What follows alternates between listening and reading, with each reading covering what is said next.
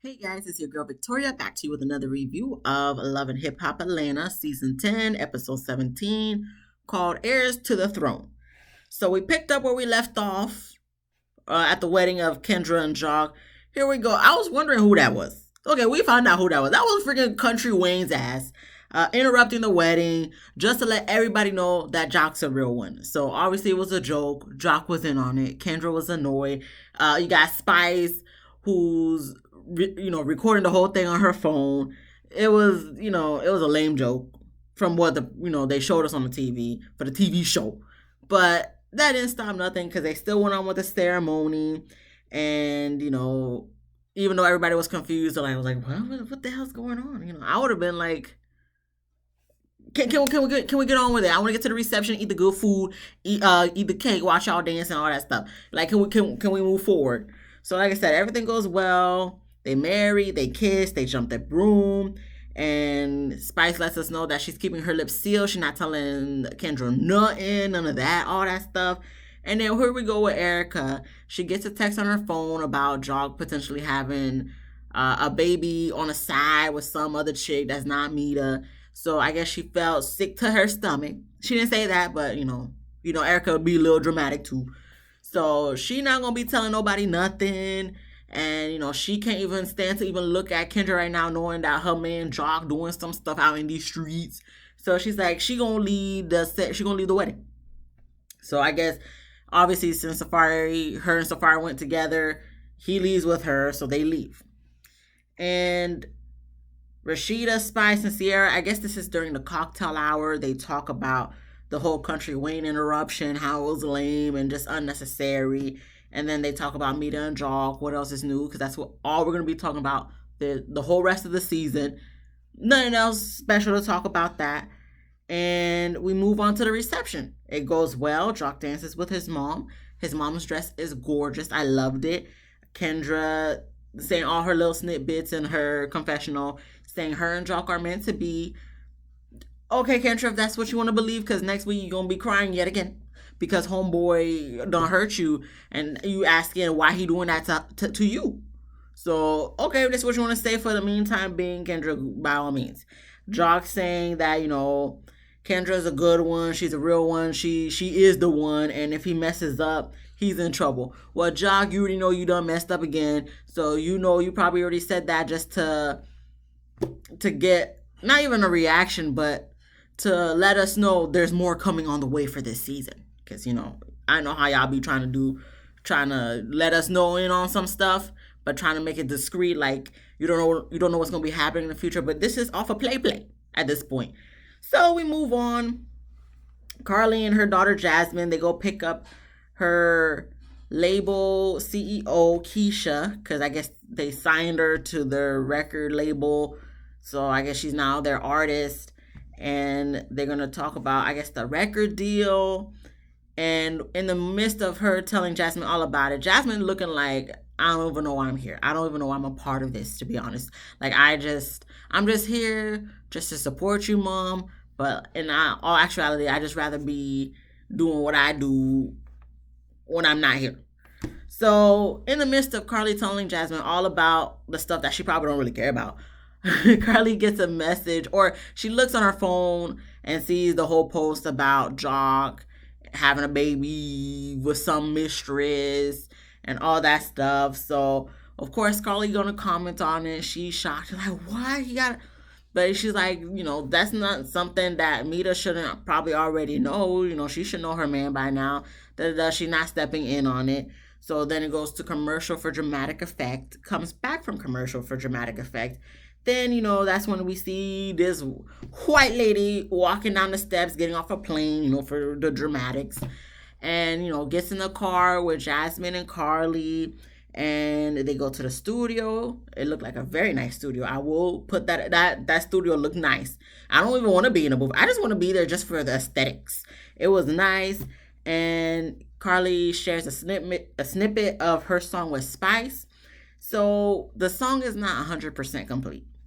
I believe, I don't know, because it seems like they both did a snippet of the song, but they didn't come together to complete the whole type of song with the chorus and, this verse and that verse and just putting everything together.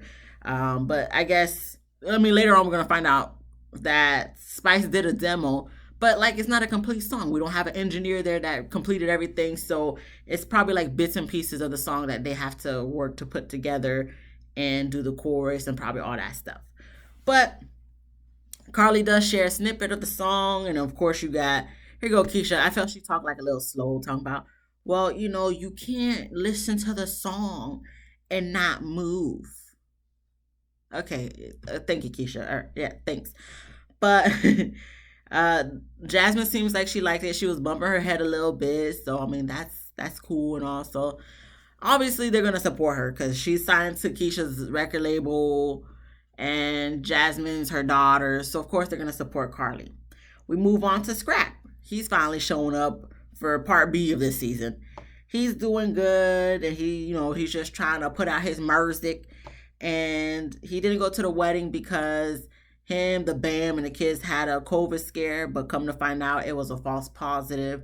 So since they're all good and they don't got COVID, he went to go visit his mom. And of course, because she heard that he potentially had COVID, she's like, I'm gonna meet you out in the back. Don't be coming through my house. I'll go around the back. So as he's walking to the back, you got Mama D with a disinfectant spray, spraying she being dramatic, spraying everything down to make sure, he don't bring no COVID to her house. And that's when they talk about getting the vaccine, because Mama D's vaccine, she'd rather be protected at all costs, even if it's not 100% protected, because you can still get COVID even though you have the vaccine, all 3 of them or 4 of them now, I guess. But Scrappy's like, nah, man, I don't believe in all that. I got the mask. I'll be good with just the mask.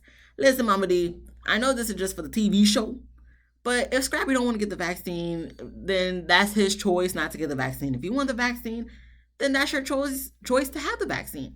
I don't know why we still even in cahoots, not even in cahoots, but like at odds. Why can't we just let people do what they want to do? Y'all making it more than it needs to be. But Scrappy talking about Mama D and Dr. Fauci could be the best of friends and whatnot. So, okay. So then that's when they're going to talk about Scrappy and the BAM. He says that they're doing better, but they still have a long way to go as far as mending their relationship and getting back to where they were, obviously, in the beginning. That's kind of unrealistic, Scrappy. Everybody would like to be back in that lovey-dovey stage where like you were annoyed by the person, but obviously when you live with someone for quite a while, quite a long time, and now at the point where you guys are married and you guys have 3 kids together, I believe he said something about 4, but I'm assuming maybe that's his first daughter with Erica and their 3 kids together, because I think they have 3 together. But if they have a 4th one, okay, maybe I miscounted. But what relationship, being together for years, obviously you guys go through multiple things, so you're never going to be back in the beginning stage where you're just everybody's innocent and you guys don't know each other and are infatuated by everything the other person does.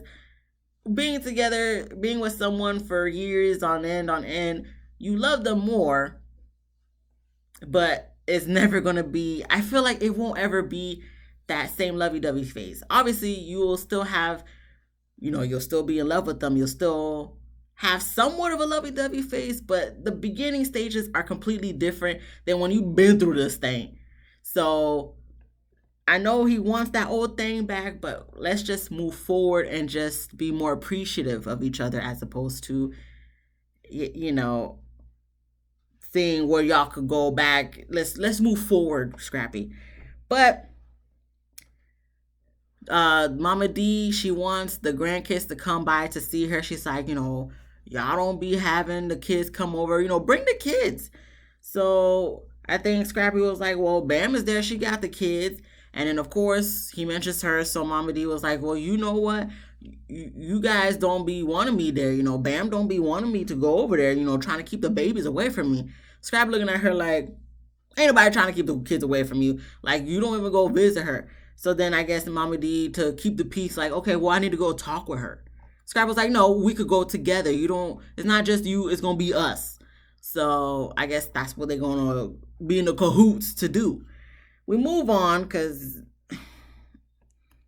it ain't nothing to take from that because I guess Mama D tries to give him some advice to work things out with the Bam or whatever. Okay, but whatever. We move on to Erica. She visits Bambi and they talk about their baby daddies and their relationships, and then they get to talking about the wedding and Mita.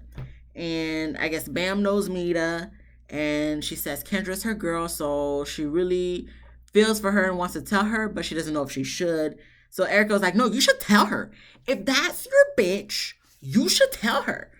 So I guess Bambi's probably going to tell her. Well, we see that from the previews for next week. And not only do they talk about Mita, they talk about the baby that Jock has that's on the blogs of him having a baby with some other chick. I guess this will be baby number 10 or whatever.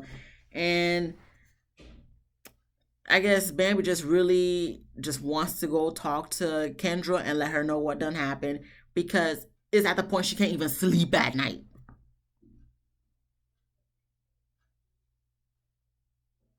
I think you just can't sleep because you got like 3 kids like under 5.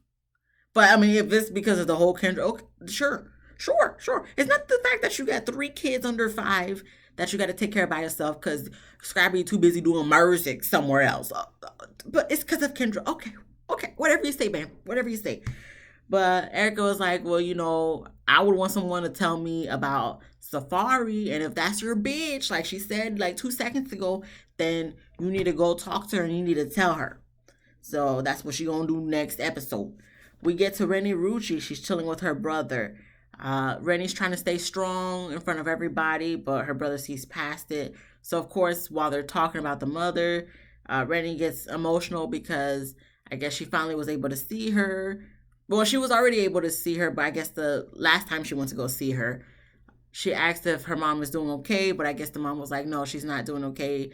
She's not going to be doing all right. So it's like to see her mom, like she's never seen her mom in that state where she's just like, no, I'm not okay. I'm not doing okay. I'm not going to pull through this type of thing. So she gets emotional. She cries and, weeps that saying that she wants her mama. And, I felt for that because I can just only imagine, because I haven't been in that position, thank God. But just imagining being in that position, seeing your mother helpless in the hospital bed, I can only imagine. So I'm so sorry for that, Rennie, because like I said, I know what's going to happen because it was already in the blogs. But just in that moment when she was saying she wants her mama and her brother hugging her, that was... I'm gonna move on. So we get to Bambi and Scrappy. They're chilling, they talking, and Scrappy telling Bambi he wants his flowers. Scrappy, let the people give you your flowers willingly. Okay, we don't got to ask for the flowers. Is like no, it's more humblesome. It's more loving and appreciative to get the flowers knowing you didn't ask for it as opposed to asking for it and then getting the flowers. So Bambi just like, please, when I'm doing all the work, you want me to give you your flowers? So she wasn't even taking him serious. So she moved on and talks about Mita and Jock potentially having a baby. Like, this is what we talking about for the whole damn episode. Excuse me, but Jock potentially having a baby with some other chick. Scrappy talking about he didn't know nothing about it. Even the producers are asking him, so Scrappy, you didn't know nothing about this? So he's like, well, I'm doing my own thing. Jock be out here, he doing that. He's like, it's crazy, even for me, even for your boy. Okay, Scrappy, we know you got a lot going on and at the house, with 4 kids and, a wife and having to deal with your crazy ass mama. We get it. Listen, Scrap probably, he going through mental health issues as we seen part A of this season. So he not even trying to worry about all that social media stuff, I'm sure. So okay, Scrap, you didn't know about it, you didn't know about it.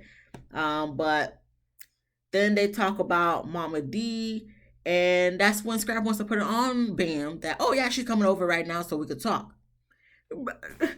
Bam be looking at him like, what? And then here we see Mama D, in slow motion, coming with the car, getting out the car, walking up the steps to the door. She did look good, by the way, the hair, the makeup, the boobs all up and stuff. I'll give it to Mama D. She looked good.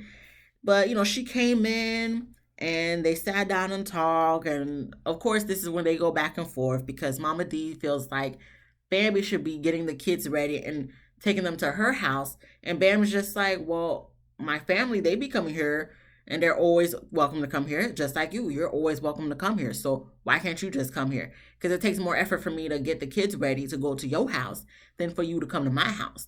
And the confessional Mama D is not trying to hear that. She's just saying, listen, look, that's just been traditions. That's just, everybody already knows that you go to the grandmama's house. Everybody done how to get their kids ready and go to the grandma's house. So that's no excuse. What's different from them doing it and you doing it? So Bambi not trying to hear all that. She's like, no, you could come to this house. I got too much things going on. It takes me 4 hours to get these kids ready alone. To get them ready to go to your house is going to be too much.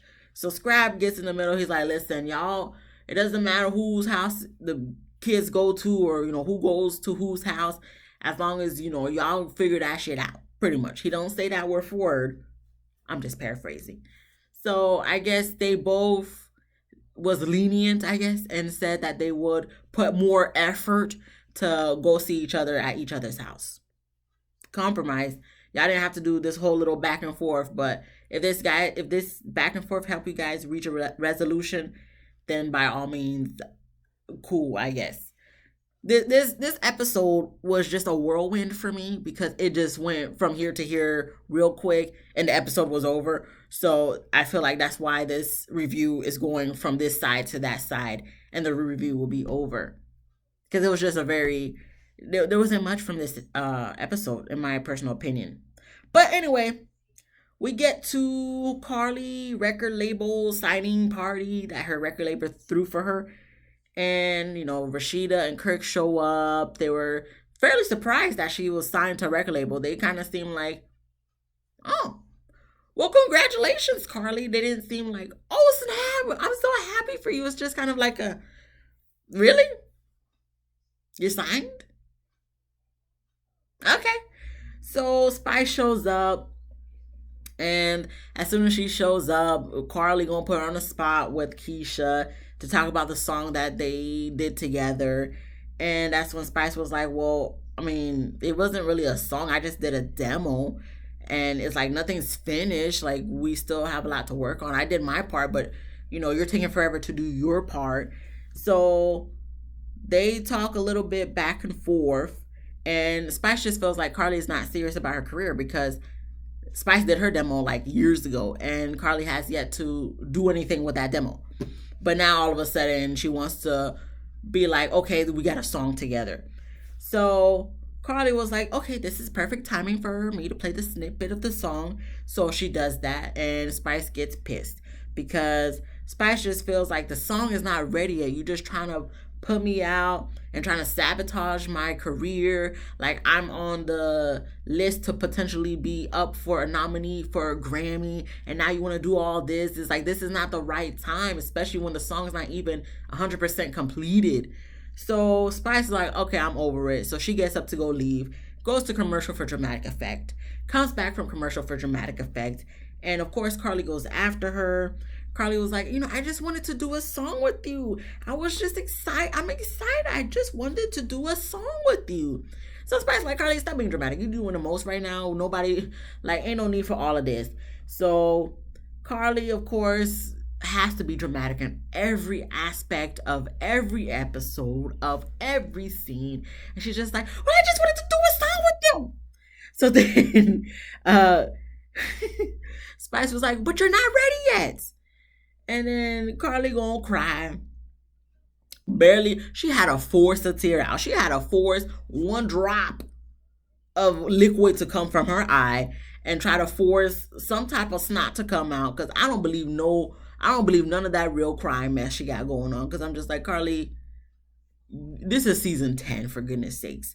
Nobody is like, oh, Carly. We just all like, Carly, please, the door. But Spice was just like, yeah, I'm not gonna be doing this with you with all the dramatics, and Carly talking about she feeling disrespected and all that stuff.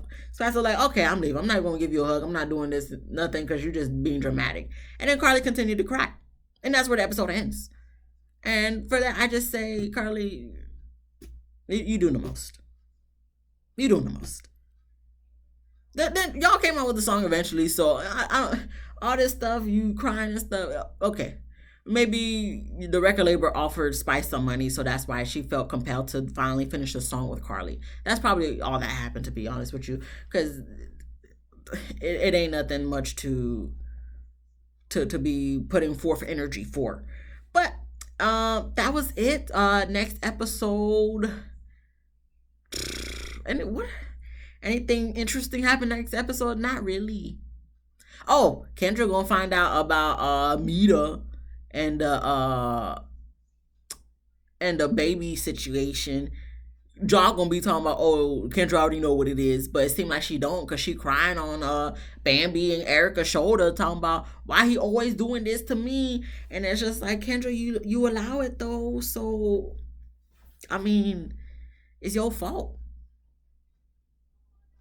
Why don't you listen to Cardi B's song Ring with Kalani? And niggas only gonna do what you allow, so I mean I had hope for Jock, but Jock be disappointing me every episode, to be honest with you. But that's it, guys. If you like this video, please give me a thumbs up. Please subscribe. Please comment.